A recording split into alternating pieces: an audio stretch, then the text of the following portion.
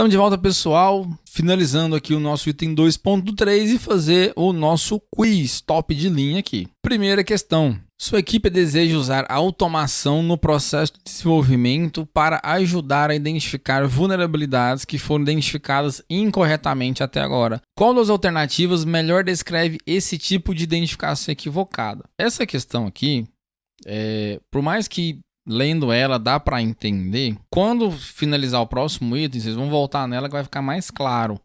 Apesar dela estar vinculada com esse item aí, lá no livro que eu peguei, eu acho que ela faria mais sentido no próximo item, até porque tem um vínculo, enfim.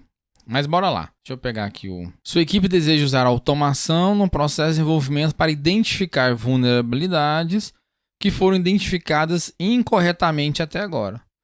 Qual das alternativas melhor descreve essa identificação equivocada? Bom, identificar vulnerabilidades que foram identificadas incorretamente.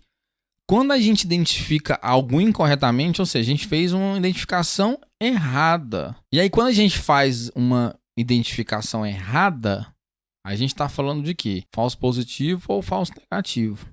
Roubo de identidade tem a ver com identificação errada? Não. Provedor de identidade? Também não. E aí, quando ele fala aqui que foram identificadas incorretamente, a gente imagina que seja o quê? Um falso positivo. Que seja um falso positivo. Se não fosse identificados, né, de forma incorreta, não fosse detectado, seria um falso negativo. Beleza? Então seria aqui, ó, letra B, falso positivo. No próximo item isso vai ficar mais claro para vocês. As necessidades de computação da sua organização são praticamente as mesmas durante o ano. Essa aqui foi a pergunta que eu falei que eu não ia falar lá, que ia ter ela aqui, ó.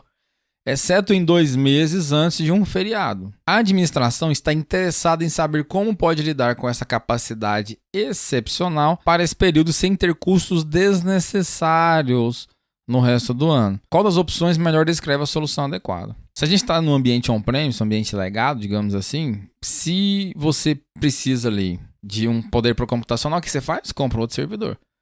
Quando a gente está utilizando ali uma computação em nuvem ou algo semelhante, a gente tem um conceitozinho ali que ajuda a gente. Então, o que ele está querendo aqui? Ele quer que durante o ano lá, os 10 meses, o processamento é ok, tranquilinho. Mas tem 2 meses antes de um feriado que precisa de mais processamento, mais poder de computação. Então, ele precisa subir essa computação nesses 2 meses e depois baixar de novo para continuar ali os 10 meses ok. Isso tem a ver com entrega contínua? Não. Tem a ver com elasticidade? Tem. Tem a ver com script? Não.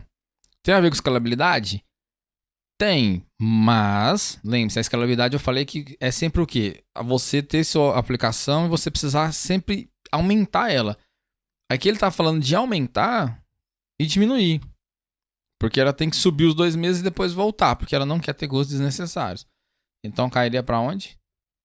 Elasticidade. Beleza? Se ele estivesse falando aqui que atende X usuários e precisa aumentar, precisa duplicar, seria só escalabilidade, sem ter esse retorno. Quando está falando de aumentar e diminuir, é elasticidade. Questãozinha número 3. Sua empresa está movendo novos aplicativos do ambiente de teste diretamente para a produção. Mas ultimamente isso tem causado muitos problemas. Você foi solicitado para ajudar a mitigar esses problemas. Quais alternativas são as mais adequadas? Selecione 2. Essa questão aqui foi uma que a parte de tradução dela lá quebrou bastante. Aquela questão do staging em ambiente de teste, mais ou menos isso daqui.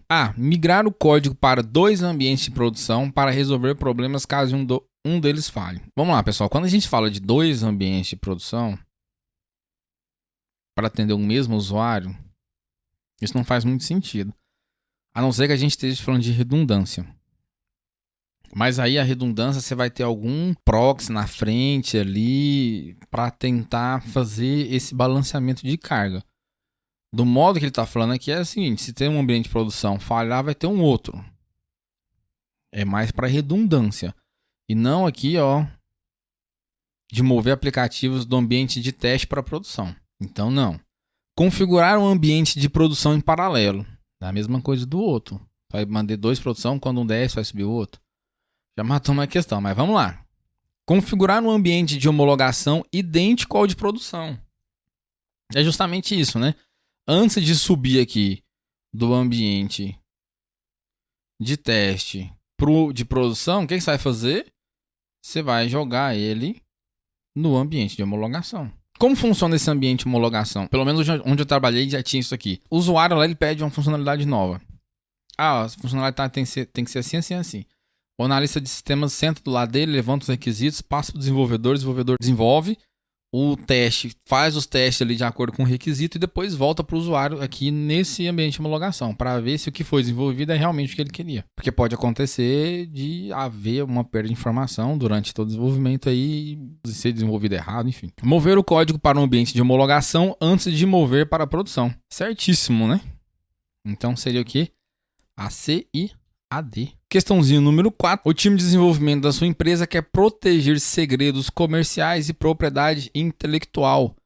O que o time deve implementar durante o desenvolvimento de software para evitar que o software sofra engenharia reversa? A. Normalização. B. Story Procedures. C. Ofuscação e camuflagem. D. Automatização e scripting. Bom, vamos lá. Ele está falando aqui, o time deve implementar durante o desenvolvimento de software para evitar que o software sofra engenharia reversa. Normalização tem a ver com software, tem a ver com banco de dados. Story Procedures tem a questão de armazenamento lá, de fazer funcionalidades específicas, tem a ver com engenharia reversa? Não. Ofuscação e camuflagem. O que é ofuscação? Você esconder o código ali, né? Fazer algumas mudanças e tudo mais. Tem a ver ali com evitar que o software sofra engenharia reversa? Tem. Camuflagem você vai esconder ali, né? Como ele fala aqui, ó, quer proteger. Seria isso aqui, o mais óbvio. É seguro? Não. Automatização script, se automatizar, você vai esconder os segredos comerciais? Não. Letra C. Bom, pessoal, esse foi o nosso quiz. Coloquem nos comentários quantas vocês acertaram, se conseguiram acertar todos, se teve alguma dificuldade. E é isso aí. Bora pro próximo item. Forte abraço e valeu.